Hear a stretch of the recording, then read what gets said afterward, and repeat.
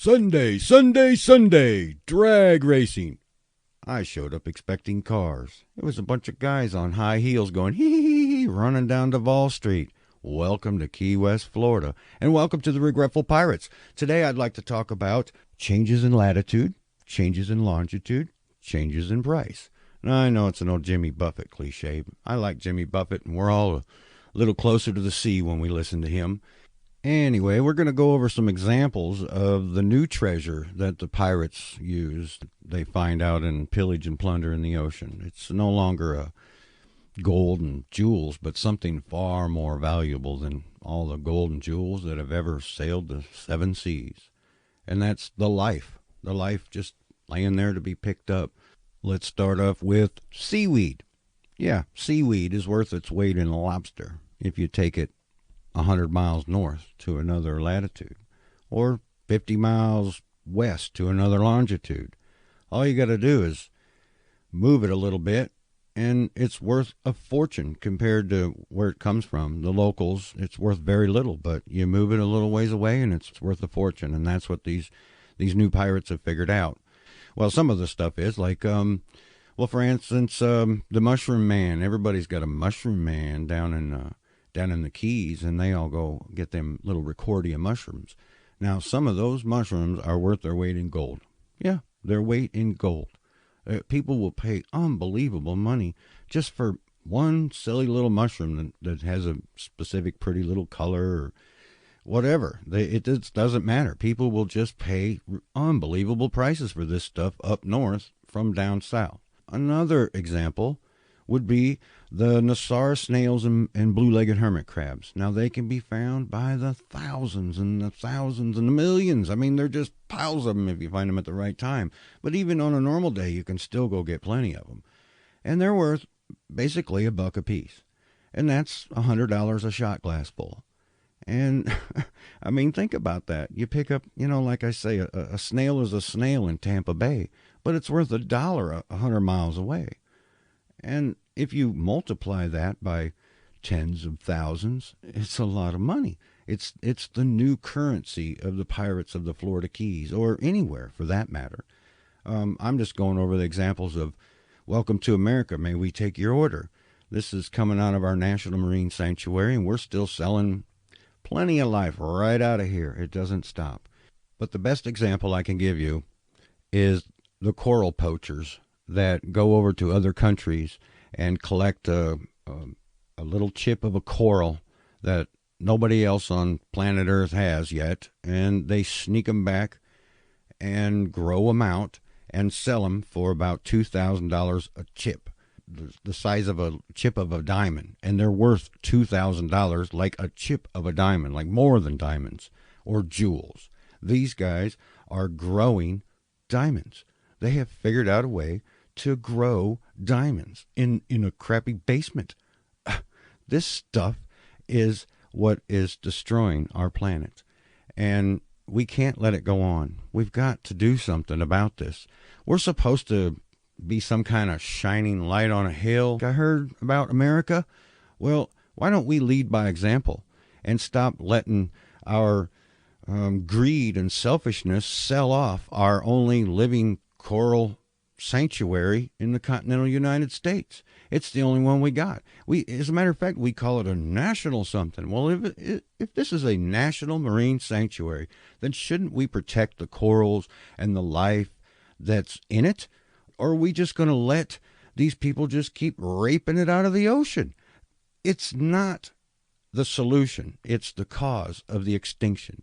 The only thing sustainable is the extinction of our species. And if we don't stop our old wrong ways, it's just going to all disappear. And we're going to be the ones responsible.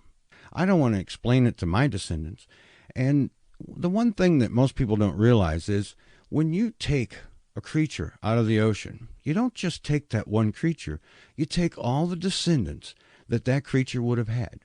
If it would have, let's say I take one seahorse out of the ocean, or the National Aquarium takes one seahorse out of the ocean, it would have had 200 or 300 babies several times over the course of its life. And those babies would have had babies, and their offspring would have offspring. And in just a very few short steps, you exponentially get to numbers that you can't even pronounce. And this goes on for all time. So what it's really doing is it's like you're stealing it from the future. You're taking what belongs to our descendants and theirs, and you're putting it on display for the price of a buck, and it's worth nothing, actually, to the rest of us, only to you. It's just for profit. It's just for fun. It's just an old, wrong thing we need to fix. We need to stop the needless taking of life, not the stuff we have to eat. There are certain types of things that are in big, giant shoals that reproduce like crazy, and they're truly sustainable, and we should eat those.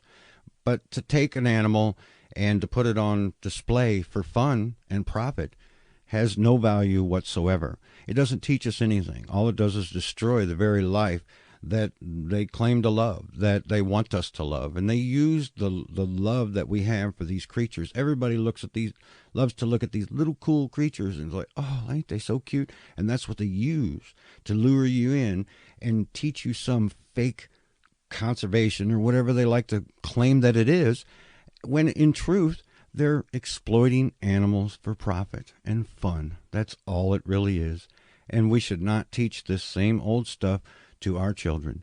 We need to teach them a new, better way to live in harmony with nature. We can still watch documentaries and see them out in the wild and help them where need be. Maybe we can even drain these aquariums and repurpose them to actually grow something to put back out into the wild. Now that would be true conservation if they would add to the environment instead of the decades-long taking that they've been doing for fun and money. It needs changed.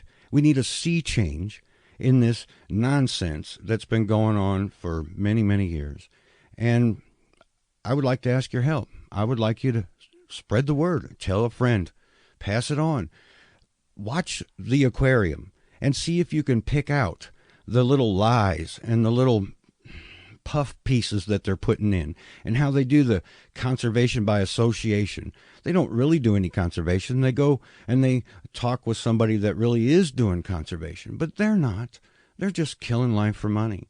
And as soon as we expose this for what it really is, the sooner we can change it and make it better for them and us.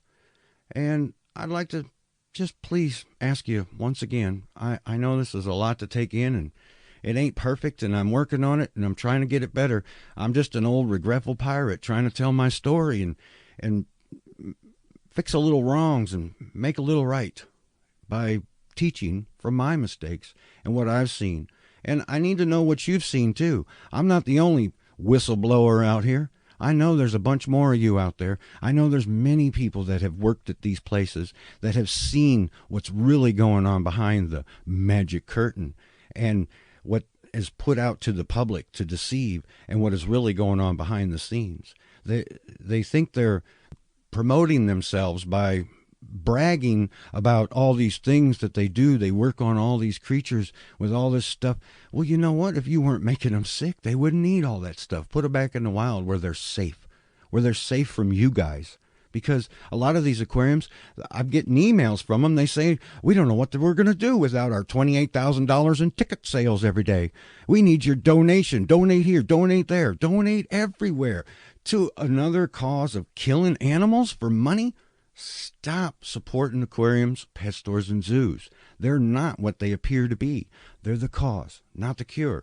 And let everybody know, please. And I'd also like to give out a quick shout out to Uncle Bob in Key West.